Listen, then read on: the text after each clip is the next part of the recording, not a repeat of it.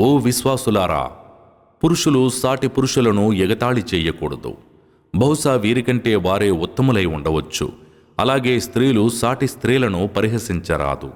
ఎందుకంటే బహుశా వీరికంటే వారే ఉత్తమురాలై ఉండవచ్చు. ఒకరినొకరు ఎత్తిపొడుచుకోకండి. ఉండొకరికి చెడ్డ బిరుదులను ఇచ్చుకోకండి. విశ్వసించిన తరువాత తన సోదరుణ్ణి చెడ్డ పేరుతో అవమానించడం చాలా పాపం.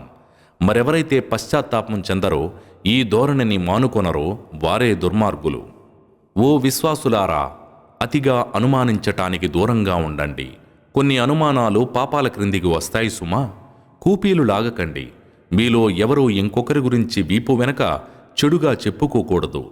ఏమిటి, మీలో ఎవరైనా చచ్చిపోయినా మీ సోదరుని మాంసం తినటానికి ఇష్టపడతారా? చూడండి, మీరు స్వయంగా దీన్ని యావగించుకుంటున్నారు. అల్లాహ్కు భయపడుతూ ఉండండి.